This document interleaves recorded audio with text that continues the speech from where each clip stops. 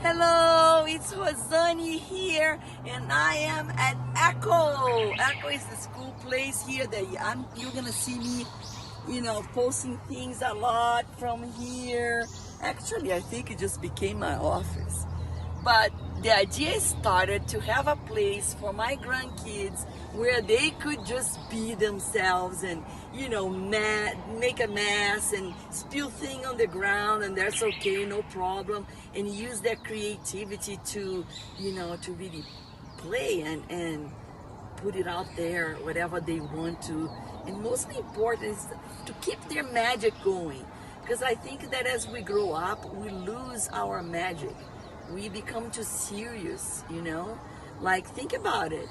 We are kids, and all of a sudden, as you grow up, you have to become an adult. You have to comply with a bunch of stuff. And the most important thing is that you stop having mentorship. Because when you're a kid, you have your parents. Your parents are your mentors, your coaches, right? Then you go to college, and you get out of college, and you're like, I don't have a teacher, I don't have a mentor, I don't have anybody. I am me. I have to parent myself. And a lot of us get lost in this process of self-parenting. So here's what it is about. Echo, Enchanted Clubhouse Operations, started with my why. And I want to share with you what my why is, okay? So many years ago, I did a retreat. I used to do a lot of retreats in the past. And one of my retreats was about self-love, but I used to call it love your selfie. So you take a selfie and you love your selfie. And it was about activating, the inner child that lives within. But not quite just that. It was more entailed into the coaching program that I had. But here's what happened. One of the girls, the first one to sign up for this retreat, her name was Amy. And I was so excited. And I used to do like an interview with them online to make sure I knew the intent and that they knew what it was about, what my retreat was about. And I would like to know their expectations. What do they really want to do in the retreat or to accomplish within the retreat? And then Amy shared with me something really profound. She told me that she lost joy. She didn't know how to find joy in her life anymore. She was becoming too serious. And that she also shared with me that she was experiencing stage 4 cancer. So that touched my heart so much. And she said that she looked me up, and when she saw my face or my smile, that she immediately knew she had to come and experience this retreat with me. So there she was ready to go, right, to come here in Sedona. And what's interesting is that this kind of thing kept on happening.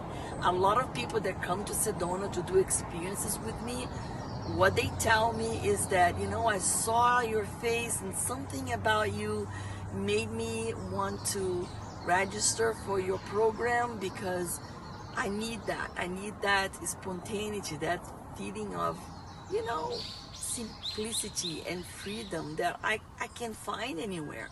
Because everything I do seriously, and I didn't want to go to a retreat where it's also very serious. Okay, so then that became my quest. What is it? Because I really have a passion to help people to break through, their limitations of the mind and become who they are, where they're here to be. So whatever is the roadblock, I would like to help to clear that up, to kind of go over it, pull, do the quantum leap so that you can achieve all that you are, so that you can actually harness your inner power, because it's there, And we are so different, each one of us. We're so unique and so different. So this is what my passion really resides and my why is. So back to Amy, right? The retreat came. Everybody came to the retreat. We're about to start, except Amy wasn't here. And I said, what happens? Missing one. It's Amy. She was the first one to sign up. Why isn't she here? So then I tried to call her several times, no answer. And then I decided to investigate online. Maybe she's got a Facebook page I didn't know, or some sort of a profile. And then I found her. And when I found her profile on her page, everybody was saying goodbye to her. Amy, may you rest in peace. May the angels be with you. We loved you so much. We're the most loving person with you. So anyway, Amy had passed, transitioned to the fairyland world, right? That's my belief. I love fairies. So anyway, that touched me profoundly. Not only because I was expecting her, she was the first one, and she had so much hope about this retreat that I was really sad that she was not part of it. But throughout the retreat, we made sure that there was a seat for her, like she was there in spirit with us. So we had an empty chair, for her to sit, and when we were having meals, she was sitting there, and so we honored her presence. But anyway, and this now that I have people coming to experience the experiences I offer here in Sedona, and they come to me and they say the same thing this girl was saying to me, years ago. It's about 10 years ago. How do you have this? How do you assess joy? Because I asked them, what is that you need more in your life? And they say, joy. I need to feel contentment. It seems like I don't have any more. And then they see that I have that. So then that became really clear. Where is my path to help them? It's through playing. So playing is what I do very naturally. I like to go on bike rides. I goof around. I'm always laughing, and I love fairies, and I love the magical world, the enchantment of all this, because that is what activates my inner Rosani, my little kid that still lives in me, right? And then I make things like that. Look at this beautiful thing. We used this for my wedding. Was the merry-go-round that Kimberly made it so beautifully, and we all danced around it. It's for my bachelorette party. And then things like crowns, let's become queens and kings again, I remember when I was a kid, my grandmother was tearing apart her curtains, and I said, please grandma, don't throw it away, let me use it to make dresses. And I would make princess dresses with the curtains, and I always had like a chest with toys, something like this here, chest with toys, and my friends would come with me because they only had boring toys, and my toys were all about always being creative, always having fun, always pretend we're someone, So I just kept what I used to do. I used to do that kind of thing. This is an instrument, and play with the elements and the sound, and make sure everything is, our five senses. So this is our protector, okay, our angel protecting echo. Anyway, to tap into the inner child, you just have to start. All right, it's not a big deal. It's anything. I found this in Goodwill. Oh, I need to put a fairy in there. It's missing a fairy. Aww, isn't that cute? So cute. I found this with me and Lila. So anyway, it's just to make sure if you're a boy, there are boy stuff you can get. Look at this steampunk hat, or you can drink from our horn cup. I'm a macho. Okay, so activate your imagination and let it play. It's not hard. It's there. You just need to activate. And here it is, my friend. Not only joy, but if you want to find peace, you need to activate it. If you want to feel more love, or feel loved and loved more, you need to activate. If you need to find joy, you need to activate. Pretty often I see parents giving gifts, showering the kids with gifts, not only parents, relatives, or friends, showering them with plastic gifts that often will become junk. because kids play with that 1, 2, 3 times and they get bored. You know why? It's too easy. It doesn't trigger imagination, and kids love to be, in the world of imagination. So that's my invitation to you, is to become more improvisational, to get things that are not made of plastic, things that are more real for kids. And if you are an uncle, you can do that with your niece or nephew, start playing and let them be your teacher, because they will teach you back what you have forgotten. And if you don't have any kid in your world, as family members or stuff, look for them.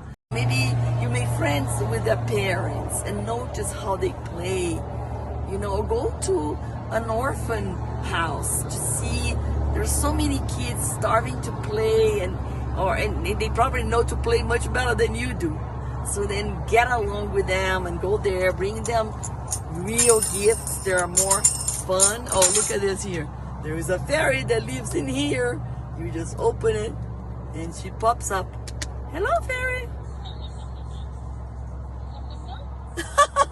She, nom nom nom nom nom. She's making sounds. Nom nom nom nom nom. So there is no limit to your imagination. And as Einstein used to say, imagination is power, right? Well, if imagination is power, what are you doing that you are not activating it? Listen, I have a happy box. In this happy box, we write our dreams, things that make us happy. You write in paper, you can make drawings, and then you just put them in the happy box, okay? And then I also have a treasure box. Where's my treasure box? A treasure box, you write secrets in here, and you put over here, or quiz, or jokes to make you laugh. You have this thing. Oh, and in my happy box, guess what? I forgot to show you. In the happy box, there is a witch that lives here. Oh, here she is. There is a little witch that lives here. And this witch, she's a good witch. She helps your dream come true, She's very fun to play because she's got a little broom. Oh, let me find her broom. When I ask her to fulfill a dream that I have or wish, and I tell her, okay, here is your broom. Once you fulfill my dream, I will give you the broom back. See? So it's not difficult. You just have to start doing it. And you're gonna say, but Rosane, it's just silly. People are gonna think I'm silly and crazy. Who cares? It's about you activating the joy in you, okay? And if you wanna make this a secret, make it a secret, I make it public and I show up silly all the time. But my granddaughters are growing up now. They're like 15, 11, 12. So they think I'm getting younger than they are. But here's what I want to do. I want to be a reminder to them, for them not to ever lose their magic. Because we do have a magical power that lives within. And that is God's power. He lives through you. And it's through joy and bliss that you activate this connection. Namaste. I hope this video has inspired you, and I'd love to hear your feedback.